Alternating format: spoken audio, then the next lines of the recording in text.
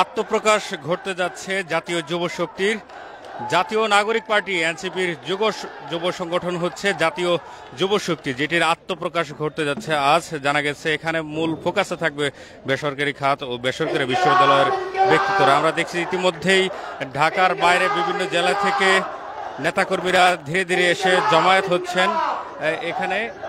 আমরা কিছুক্ষণ আগেও দেখেছি যে ধীরে ধীরে বিভিন্ন মিছিল নিয়ে কিন্তু এখানে লোকজন এসে জামায়াত হতে শুরু করেছেন। ইতিমধ্যেই অনেকে কিন্তু ইতিমধ্যে এসেছেন এবং আপনাদেরকে যদি দেখানোর চেষ্টা করি যে ইতিমধ্যে এখানে বিভিন্ন জেলা থেকে যারা এসেছেন তাদের সাথে কথা বলে যে বিষয়টি জানতে পেরেছি যে গত প্রায় 2 মাস থেকে কিন্তু এই যে যুব শক্তি যে সংগঠনটি গঠিত হতে যাচ্ছে এটি নিয়ে কার্যক্রম শুরু হয়ে গিয়েছিল এবং আজকে কিন্তু সর্বশেষ আমরা দেখছি যে এখানে আত্মপ্রকাশ ঘটতে যাচ্ছে জাতীয় যুব শক্তির।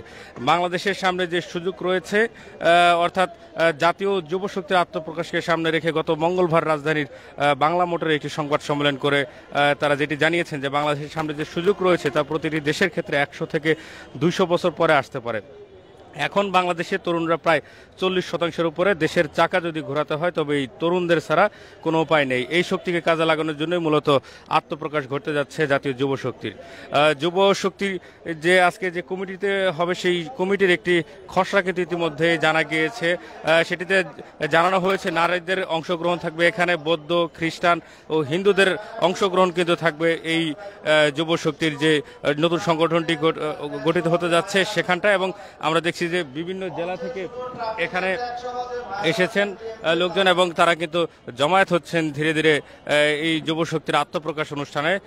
আপনাদেরকে যদি সরাসরি এই মুহূর্তে দেখানোর চেষ্টা করি যে আত্মপ্রকাশ অনুষ্ঠানটি আসলে 3টায় শুরু হবার কথা এবং তার আগে থেকে কিন্তু বিভিন্ন জেলা থেকে নেতাকর্মীরা মিছিল নিয়ে কিন্তু খণ্ড খণ্ড মিছিল নিয়ে তারা ধীরে ধীরে আসতে শুরু করেছেন এখানটা। এবং আমরা দেখছি এখানে কিন্তু অনেকেই ইতিমধ্যে এসেছেন এবং তারা বিভিন্ন ধরনের স্লোগান দিচ্ছেন এখানটায়।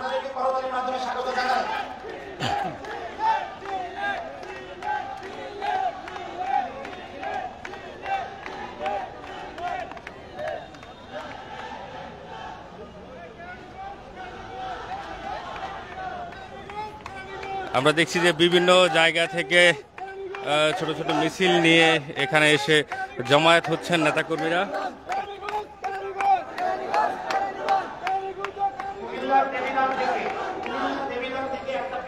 আরেকটি মিছিল এখানে এসে পৌঁছেছে। এরকম বিভিন্ন মিছিল নিয়ে কিন্তু অনেকেই আসছেন এখানে।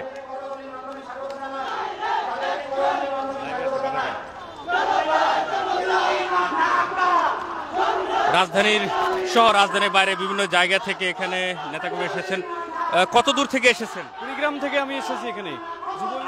আজকে নাগরিক শক্তির আত্মপ্রকাশ ঘটতে যাচ্ছে, এটিকে কেন্দ্র করে আপনাদের আসলে কেমন লাগছে জুলাইয়ের সহযোদ্ধা হিসেবে? চমৎকার একটা সিদ্ধান্ত, কারণ এই জুলাই বিপ্লবের পরে নতুন শক্তি উত্থান হওয়া দরকার ছিল। আজকে নতুন শক্তি উত্থান হচ্ছে, এজন্য আসলে আমরা কৃতজ্ঞতা প্রকাশ করতেছি এবং চমৎকার ভালো লাগতেছে আমাদের এখানে এসে। আপনাদের প্রত্যাশা কি এই যুব শক্তি নিয়ে ভবিষ্যৎ পরিকল্পনা কি? আচ্ছা, যুব শক্তি নিয়ে ভবিষ্যৎ পরিকল্পনা হচ্ছে যে আমাদের যে যুব শক্তি, যুবকে কাজে লাগিয়ে বাংলাদেশকে উন্নয়ন করা। যে আমাদের যুব শক্তি ধ্বংসের দ্বার প্রান্তে, যার কারণে আমরা সেটাকে রিফাইন করে এই দেশকে গড়ার জন্য যুবকে একত্রিত করতে চাচ্ছি এবং যুব শক্তিকে কাজে লাগাতে চাচ্ছি। আমরা দেখেছি বিভিন্ন সময় বিভিন্ন রাজনৈতিক দলগুলোর যে যুব সংগঠনগুলো রয়েছে সেখানে তারা যুবকদের নিয়ে তেমন কোনো আসলে নতুন করে ইনোভেটিভ আইডিয়া দেখা যায় না। এনসিপি কি পারবে নতুন কোনো কিছু করে যাতে যুবকদের মধ্যে নতুন কোনো কর্মসংস্থান তৈরি করা বা অন্য কোনো তারা পদক্ষেপ গ্রহণ করেছে কিনা? অবশ্যই। আসলে এই যে 54 বছর পরে আমাদের নতুন একটা দলের আত্মপ্রকাশ হচ্ছে, যে যুব উইংস আত্মপ্রকাশ হচ্ছে।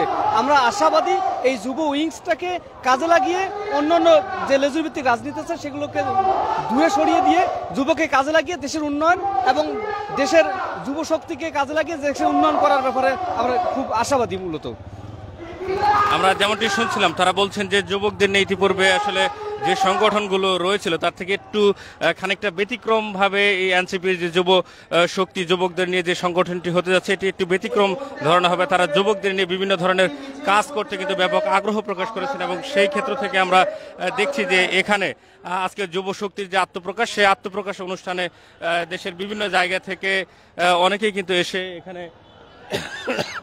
জমায়েত হচ্ছেন এবং আত্মপ্রকাশ অনুষ্ঠানে কিন্তু ইতিমধ্যেই বিভিন্ন জেলা থেকে লোকজন এসে জমায়েত হয়েছেন এখানটায়। কিছুক্ষণের মধ্যেই খুব সম্ভবত এখানে তাদের যে আত্মপ্রকাশের যে আনুষ্ঠানিকতা, সেই অনুষ্ঠানটি তারা শুরু করবেন এবং আমরা দেখছি যে এখানে বিভিন্ন জেলা থেকে কিন্তু লোকজন এসেছেন এবং তারা যেটি বলছেন যে তাদের এই আত্মপ্রকাশ অনুষ্ঠানকে কেন্দ্র করে দেশের রাজনীতিতে নতুন একটি মাত্রা যুক্ত হতে যাচ্ছে। যুব শক্তির যে কমিটিটি হবে সেখানে যে খসড়াটি তারা ইতিমধ্যে প্রকাশ করেছেন যে সেখানে নারীদের অংশগ্রহণ থাকবে, বৌদ্ধদের, খ্রিস্টান এবং হিন্দুদের কিন্তু অংশগ্রহণ থাকবে। আপনাদেরকে একটি তথ্য জানিয়ে রাখি যে ফেব্রুয়ারিতে জাতীয় নাগরিক পার্টি অর্থাৎ এনসিপির আত্মপ্রকাশ ঘটে এবং তারপর থেকে কিন্তু দেশের রাজনীতিতে নতুন মাত্রা যোগ করতে তারা বিভিন্ন ধরনের পদক্ষেপ গ্রহণ করেছেন এবং আমরা দেখছি যুবকদের নিয়ে তারা একটি আজকের নতুন একটি সংগঠন অর্থাৎ যুব শক্তি নামে যুবকদের নিয়ে একটি সংগঠনের আত্মপ্রকাশ ঘটতে যাচ্ছে।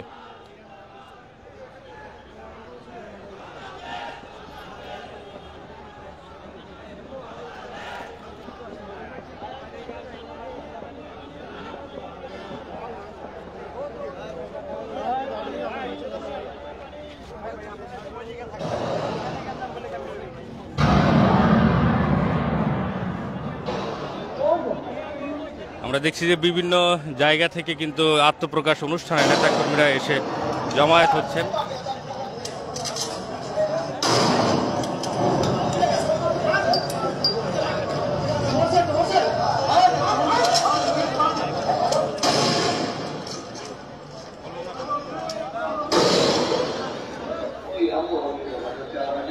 জাতীয় যুব শক্তির আত্মপ্রকাশ ঘটতে যাচ্ছে আজ।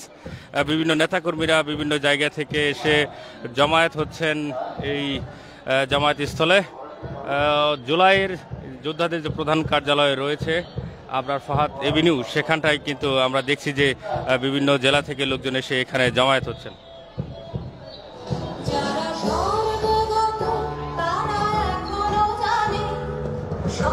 কত দূর থেকে এসেছেন? জি, আমাদের বিভিন্ন জেলা থেকে এখানে লোকজন এসেছে। আপনি ঢাকা না ঢাকার বাইরে? আমি ঢাকার বাইরে থেকে আছি, চট্টগ্রাম থেকে। নতুন সংগঠন হতে যাচ্ছে জাতীয় যুব শক্তি, এটি নিয়ে আপনাদের প্রত্যাশা কি?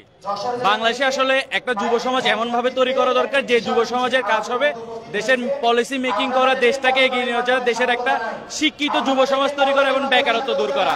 আমরা যুব সমাজ এই প্রত্যাশা নিয়ে বাংলাদেশে আসছি। বাংলাদেশের যুব সমাজ, যে যুব একটা ইয়ুথ আছে, ইয়াং ইয়ুথ, তারা যেন বেকারত্ব থেকে মুক্তি হয় এবং বাংলাদেশে একটা নতুন রাজনীতির যে কালচারটা, সেই কালচার থেকে যেন মুক্তি পাই। আমাদের এই আন্দোলনের যাত্রা থেকে এই যুব শক্তি যে একটা উত্থান, এই উত্থানটাকে আমরা এই পর্যায়ে নিয়ে যেতে চাচ্ছি যাতে বাংলাদেশের যুব শক্তিটার মাধ্যমে দেশটা আরো সামনে এগিয়ে যায়। বিভিন্ন রাজনৈতিক দলগুলোর যুব সংগঠন রয়েছে, এনসিপির এই যুব সংগঠন কি ব্যতিক্রম উদ্যোগ নিয়ে যুবকদের জন্য কাজ করবে বলে মনে করেন? বাংলাদেশে আপনারা এত বছর ধরে দেখে আসতেছেন বিভিন্ন রাজনৈতিক দলের যুব শক্তি যারা আছে তারা বিভিন্ন রকমের অকারেন্সে জড়িত। আপনি যদি দেখতে চান বাংলাদেশের বিভিন্ন রাজনৈতিক দলের যুব শক্তিরা তারা মেজরিটি কিন্তু একটা পলিটিক্যাল দলের হয়ে বিভিন্ন চাঁদাবাজি, বিভিন্ন অকারেন্সে জড়িত। কিন্তু আমাদের জাতীয় নাগরিক পার্টির আন্ডারে যে যুব শক্তিটা হবে, এই যুব শক্তিটা দেশের পলিসি মেকিং এবং যুব সমাজটাকে শিক্ষিত করে সমাজটাকে শিক্ষিত বানানোর উদ্দেশ্যে কাজ করবে। এটা আমাদের আর অন্যান্য যুব যেসব সংগঠন আছে তাদের মধ্যে তফাৎটা। আমরা যেমনটি শুনছিলাম যে যুবকদের নিয়ে ব্যতিক্রমী একটি সংগঠনের আত্মপ্রকাশ করতে যাচ্ছে মূলত যুব শক্তির এই সংগঠনটি এবং এই মুহূর্তে আমরা দেখছি যে শহীদ আবরার ফাহাদ এভিনিউ যেটি রয়েছে সেখানে কিন্তু এনসিপির যে যুব সংগঠন যুব শক্তি সেটি কিন্তু আত্মপ্রকাশ ঘটতে যাচ্ছে এবং আমরা দেখছি যে বিভিন্ন জেলা থেকে এনসিপির যে সকল যুব সংগঠনে যারা সংযুক্ত হতে যায় তারা কিন্তু ধীরে ধীরে এখানে এসে জমায়েত হতে যাচ্ছে। জাতীয় যুব শক্তির আত্মপ্রকাশকে সামনে রেখে গত মঙ্গলবার রাজধানীর বাংলা মোটরে একটি সংবাদ সম্মেলন করে কিন্তু তারা আমাদেরকে জানান যে বাংলাদেশের সামনে যে সুযোগ রয়েছে তা প্রতিটি দেশের ক্ষেত্রে 100 থেকে 200 বছর পরে আসতে পারে। এখন বাংলাদেশের তরুণদের প্রায় 40% উপরে যুবক রয়েছে। দেশের চাকা যদি ঘোরাতে হয় তবে এই তরুণদের দ্বারাই ঘোরাতে হয় এবং তাছাড়া কোনো উপায় নেই, এবং এই শক্তিকে তারা কাজে লাগানোর জন্যই মূলত এই যে যুব শক্তি নামে যে সংগঠন সেটির আত্মপ্রকাশ ঘটাতে যাচ্ছে। আপনাদেরকে সরাসরি যুক্ত রয়েছে গ্লোবাল টেলিভিশনের ফেসবুক লাইভ এবং দেখানোর চেষ্টা করছে এই মুহূর্তে যুব শক্তির যে আত্মপ্রকাশ ঘটতে যাচ্ছে সেখান থেকে। এখানে কিন্তু ইতিমধ্যেই জেলার বিভিন্ন জেলা থেকে লোকজন এসে এখানে জমায়েত হয়েছেন এবং ধীরে ধীরে বিভিন্ন জায়গা থেকে ছোট ছোট বড় বড় বিভিন্ন ধরনের মিছিল নিয়ে কিন্তু এখানে এসে জমায়েত হচ্ছেন।